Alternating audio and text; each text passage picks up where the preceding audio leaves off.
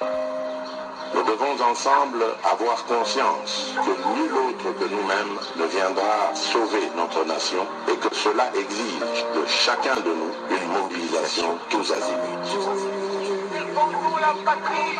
Peuple congolais, il est temps de nous lever, de nous serrer les coudes et d'agir pour défendre notre patrie, notre intégrité territoriale et l'intangibilité de nos frontières. La République démocratique du Congo est victime d'une nouvelle agression rwandaise et des actes criminels et terroristes du M23. Ils ont juré Batela Ekolo, Bindele Koyate.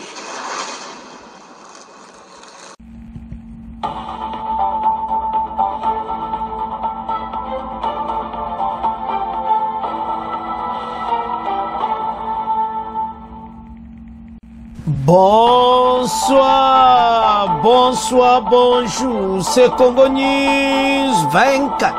Bande Konanga, comme toujours avant de commencer notre émission, nous disons merci à Dieu. Nous disons merci à nos chers abonnés et téléspectateurs qui nous suivent partout dans le monde et en RDC. Bande Konanga, soyez les bienvenus. À la une, chers téléspectateurs, on va commencer Bande Konanga sur interview ya ministre affaires étrangères Thérèse Kaikomba. Bandeko eza somo boyibi kazalaki na Nations Unies et pas wapi masolo et tokaki alors ayopesa interview na ye pona kolaksa na monde makambo oyo Kagame aza kosala na RDC oyo bango pe bayebi mais bazozwa ba décision te mais et loko expliquer bandeko tokola na émission au point ça somme et puis tokoyoka train de vie pona ko diminuer pona ko somba sur achat des armes alors premier ministre mutasara ki réunion na prémature ya ngwana bozomo na likolo pona ko diminuer train de vie mbongo wana ndi boyoka Patrick Muyaya akoloba et puis Ndamba décision chef de l'État Joaki puis à Fachi à Solana ba lui à Nord Kivu na Sud Kivu sur ba dispositif à prendre pour libérer la partie occupée par l'armée rwandaise. Donc ma disposition nyonso à Solana bango bokolanda l'émission. Et puis deuxième point nabiso pression sur Kagame. Suivez les déclarations de l'Union européenne na Angleterre pression ezaka komata. Kagame a un problème sérieux. Bande ko macho yo. Eza somo. Donc, Kagame a ko se retirer na Goma Kalati. Po bazo katelar. Le kola ba américain to ko expliquer, on ba américain ba bloquer côté sanction.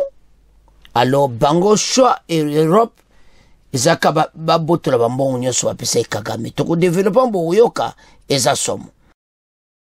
Chers téléspectateurs, émission Nabise Bandi et comme tant sola ensemble ma solo ya mboka. Bande kotoko ban émission Nabise sur mbongo ya kosomba ba arme. Oyo fatia lubaki bako diminuer train de vie. Na ko diminuer train de vie wana nde ba kata ba salaire ba ministre alors PM Premier ministre Nabiso Judith Soumino asangisaki bandeko ba ministre nyonso kosolonde ba okatala ezala ba député batwana tout ba okata bango la ba salaire kita mbongo wane komisa ba milliards de dollars mbongo wana sikoyo ekokende kusomba ba arme mbalo ezama kama lisekite mbongo fe bima guerre ezalaka na dépense à kosaganati. Pour armer zala na position à bien, il faut mbongo et bima. Alors, maintenant, bazo bongsa. Qu'est-ce qu'on avait fait? La première ministre a salaki convocation moka bango tu réunion extraordinaire ya conseil des ministres a sanctionné bango ko expliquer bango ndeni ba okatambo. Bandeko makambo ezami magaya kosaganati. Toujours vivre tant moko oyo. Bisognos ces photos à l'ensemble.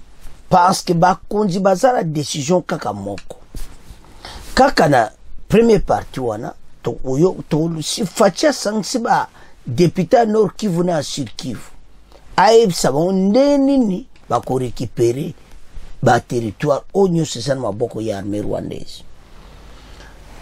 Pression eza komata epa Kagame metezo ya na deuxième point eza somo ba américain makamba osala boko mona boyo kabandiko tozo ya na deuxième partie.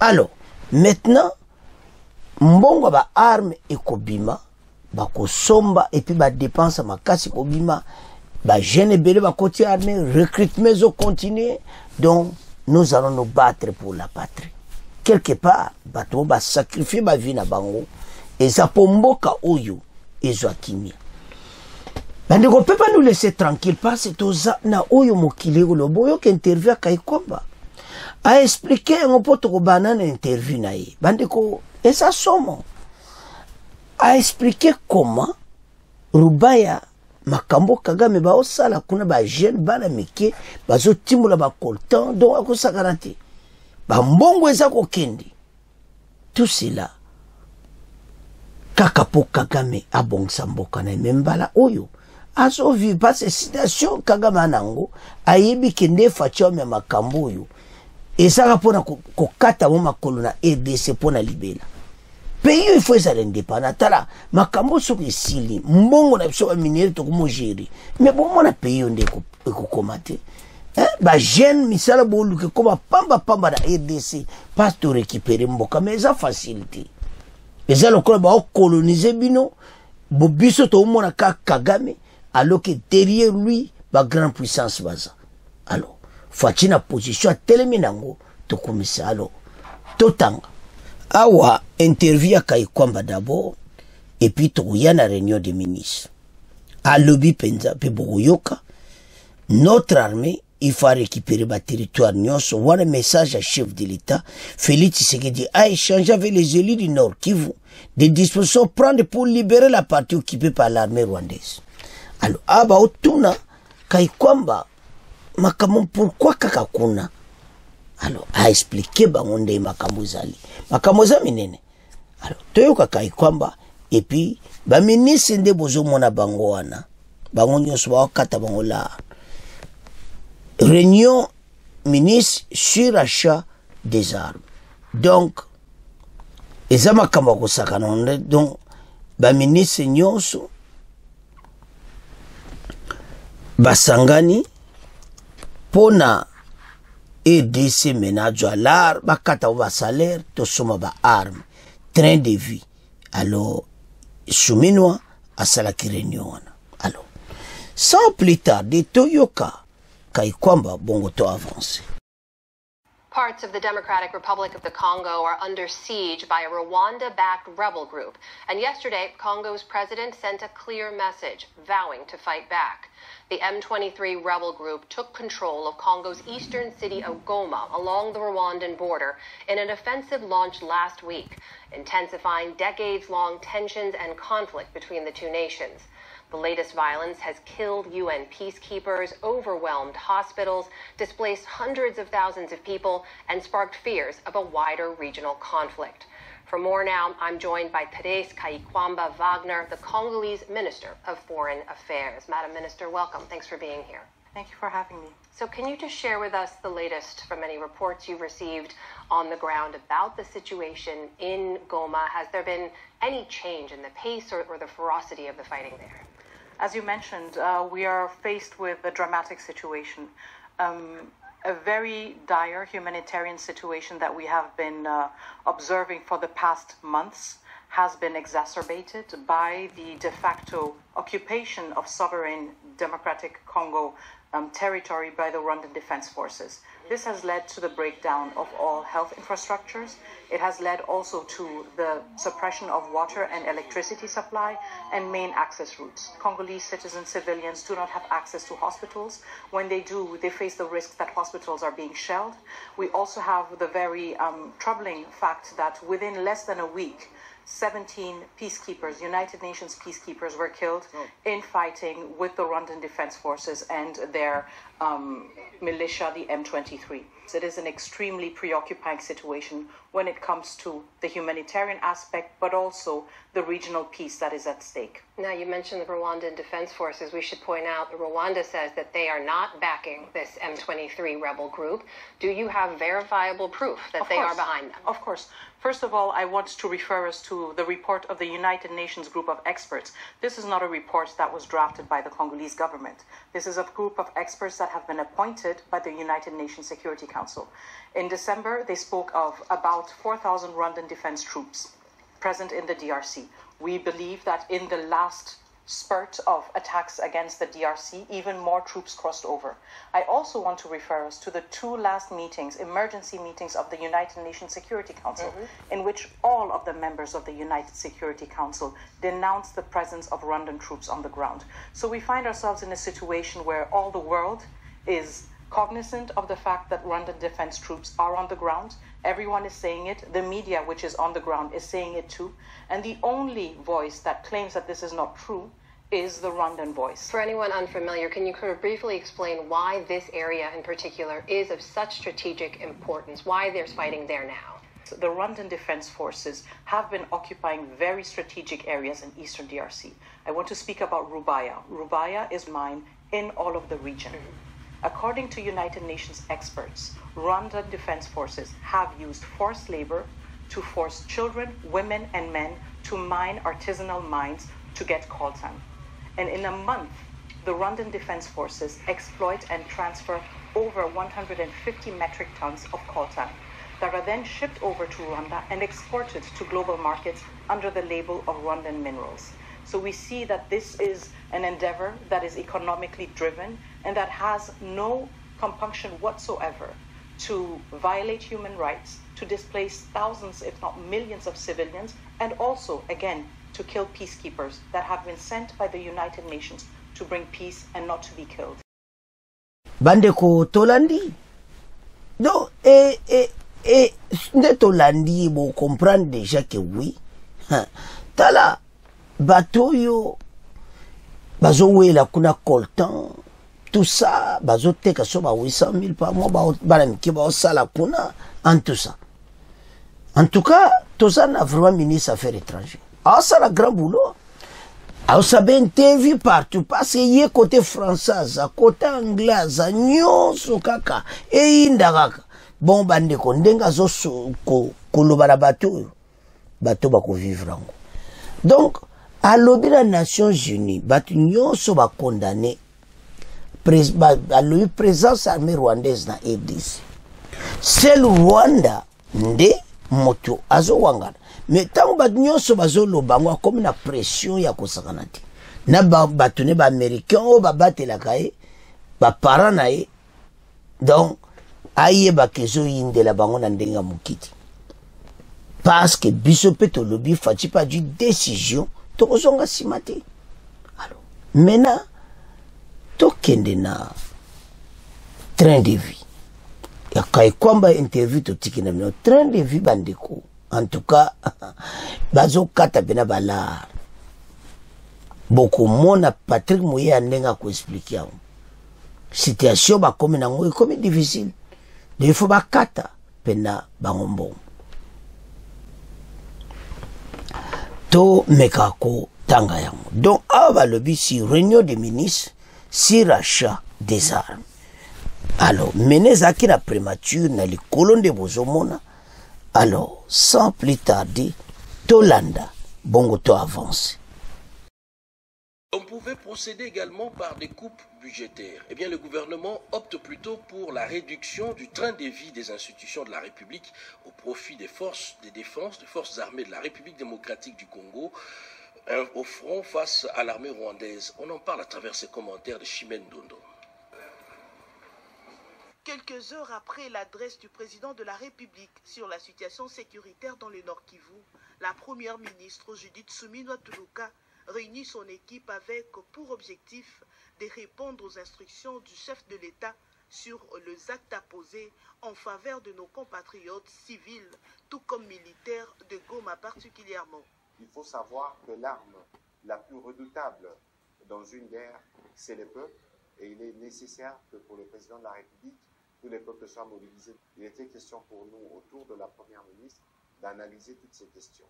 Mais vous avez aussi suivi le président de la République dire qu'on allait procéder à une réduction du train de vie des institutions. À ces propos, les ministres des Finances et celui du Budget ont déjà commencé des réflexions pour faire très rapidement des propositions au gouvernement pour voir dans quelle mesure les institutions, les acteurs institutionnels pourront être le premier à montrer l'exemple pour la nécessité, en tout cas, de contribuer à l'effort de guerre. Toutes les batteries sont mises en marche pour répondre en urgence à l'appel du commandant suprême, mobiliser les ressources nécessaires et prendre des décisions idoines. Les membres du gouvernement ont réitéré leur indéfectible attachement à la vision du président de la République, mais aussi et surtout à la nécessité pour tous les Congolais de se ranger derrière lui en ces moments cruciaux de l'histoire de notre pays, pour que chacun, dans le domaine qui est le sien, puisse contribuer à la défense de la patrie, qui est pour nous tous un devoir sacré. Le gouvernement de la République reste mobilisé autour de la Première ministre. Chaque énergie engagée doit contribuer à l'effort de guerre. La population est appelée à la solidarité et à la défense de la patrie. Bandeko tolandi biso nyonso. Patrick Mouya apene expliquer. Makambo ya biso ya Est tozobunda. Congolais telema place oza. Ba Rwanda oyo guerre nde tokena ngo nous allons gagner cette guerre. Goma Goma yeba kena nora Goma ba armée bazali. Ozoma bitumbe sama no Sud Kivu Minova bitumbe zo toka. Tout bunda. Nouveau gouverneur par côté sikana place Sirwana le ya ok na Goma kalati. Ozo comprendre ayi biaza soda. Alors Kagame azana ka temporaire na Goma. Bazo kiti. Membala oto ok na bango bako kite pona ba zone nyonso. Gero esila. Ba yiba bazo yiba na ndinga kosakana te. Meta usomo to récupérer mboka. Ba stock wana nyonso Kagame ozana mwiko sila okonyoka manandinga kosakana te pe oko regretter olomona lukaki. Fana ke na nzela bien. Cop ekufaka. Yeba kango. Alors, maintenant, toke na deuxième partie. Bandeko tolanda très bien. Boyebi ba makambo ba sanction tozolo ba l'air nyonso. Sanction ba kopesa Kagame elle na lobité pourquoi? Ba américain bazo sala veto ba sanction. Maintenant ba pays européen pression leki makasi. Ba duka décision ya ko katakate balar ba pesa kai. Kagame avivaka na mbongo na aide ya libanda. Bango mo bane luko teta inyari la ba Rwanda. Makamoto lube ya Syrie. Ndenge bazawana bazawa minere wana ti. Oya zo yiba po atonga mebile onana alo ba décision mene koi. Na niveau Bruxelles bango moko Union européenne bali kutuna ba akoro basakine bazo anile yango abimisa ba Sudan na Est RDC bazo nile yango. Donc comme la situation financière peu difficile yé Kagame. Alors maintenant parce que les Européens bazo banga ba Américains soto comprendre Américain pena temina azolinga wapesa Kagame sanction te po ya Américain mutaosa makambo. Maintenant, côté européen, baso senga ke salama, maintenant, ba moni ke côté sanction, et je peux aller to kataka balar to pesa Kagame. Et maintenant, Angleterre zo kata 30 millions à pesaka.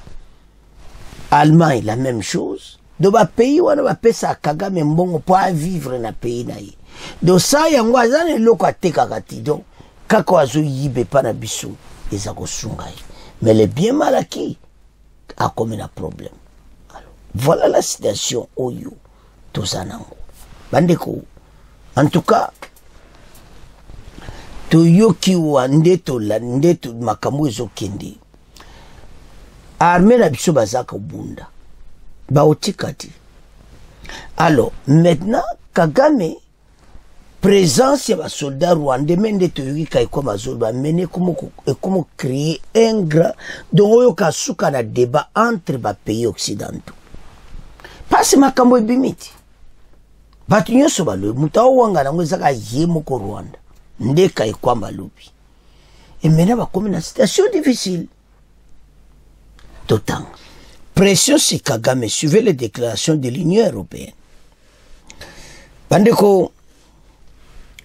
D'abord, Fachi, alobaki kazana besoin ya plus d'action. Tokobana Fachi, pour Fachi, mutawachi pression. Côté congolais, on s'est dit satisfait de cet échange.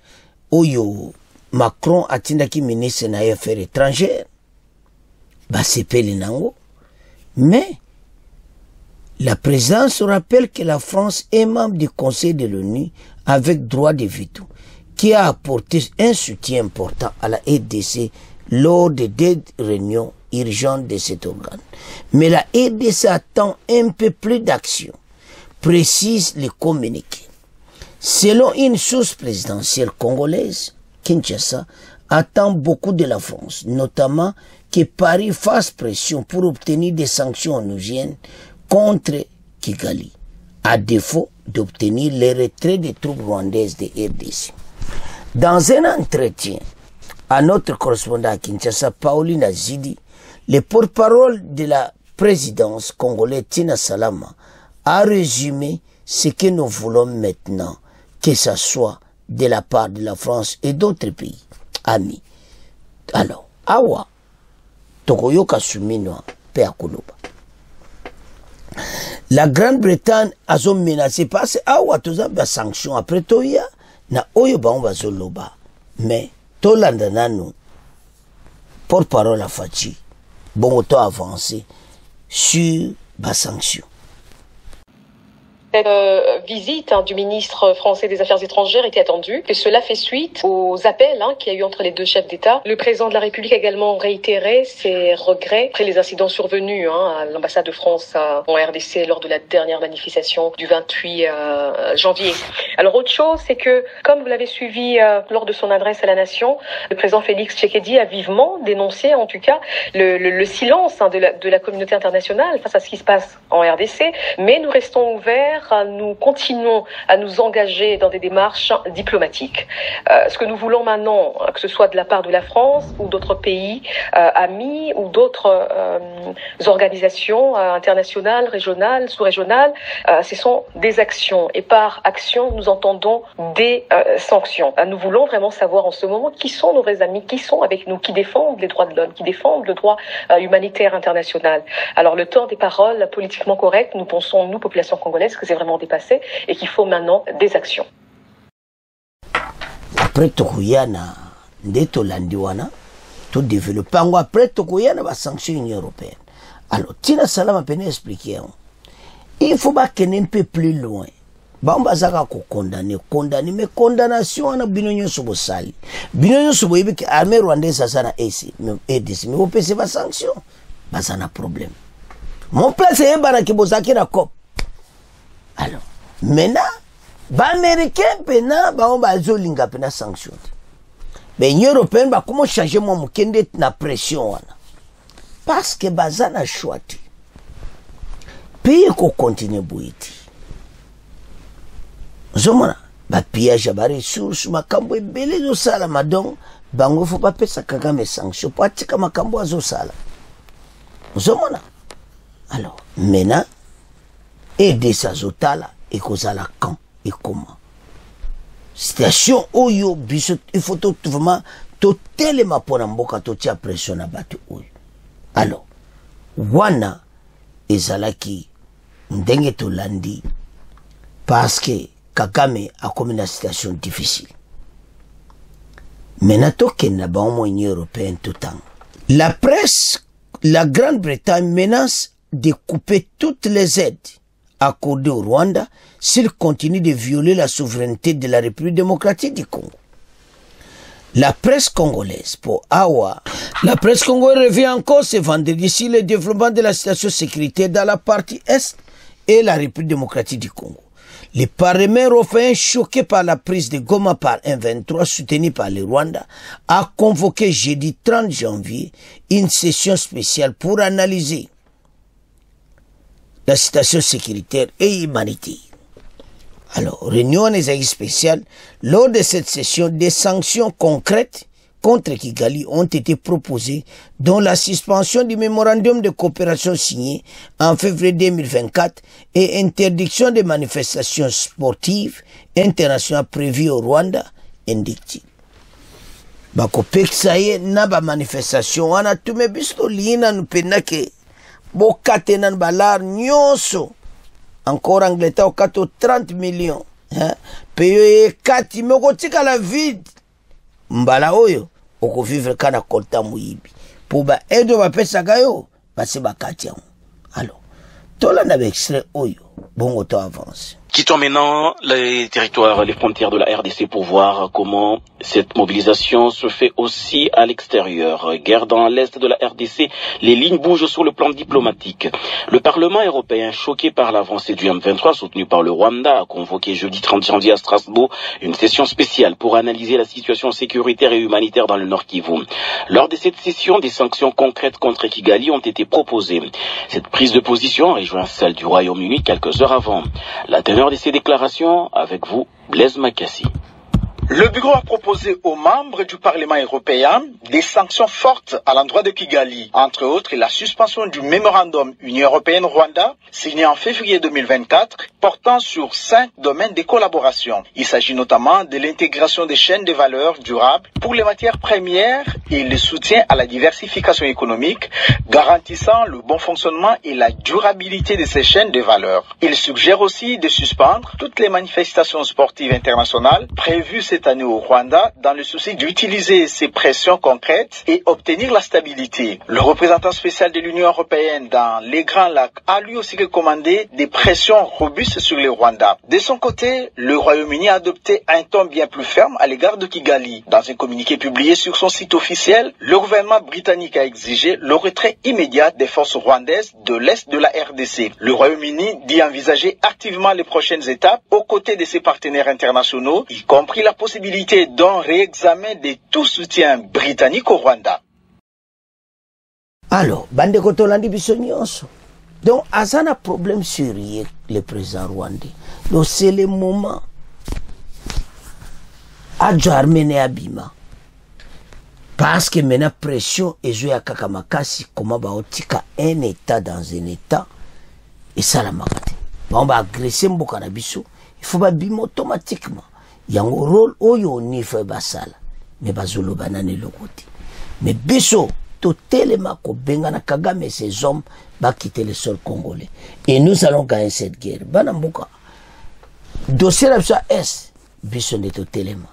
Pour tout Bengana cet ennemi qui n'a pas de place dans la RDC. Donc son nom tala au monde a clairement été et comme étant récupéré Mboka. Et vous mettez la maboka bapaya depuis que je l'ai vu Mboka. Alors, tous à la sage, biso nyons, tout tellement, tout le bakamba bien, batu oyo, ba yo kapena moto ke oui, ba zo quitter, ba yo kende, parce que pression, il faut ba action makasi ça. Alors, na yebete, makambu, oyo to osola, et comment na histoire, nde makambu to lekina. Mais ce qui est vrai, notre armée bazana force de frappe pour le moment. Même yemoko, bango moko pe ba yibi. Alors, maintenant bazo sala tout, na kota ba kolta, ba makamu belende nini, ba dil na Mese Kagame. Isa mawa. Kali kola ma biloko EDC, yango batu nyonso ba telemeli yango. Boye beti, biso to gaengir uyu. Oyo nyonso ba menace, eza zero. EDC, masolo kitoko. Alors, banamboka. To comme na fait mission, c'est à ce point, comment clôturer, vous continuez à s'abonner. Au revoir. À la prochaine.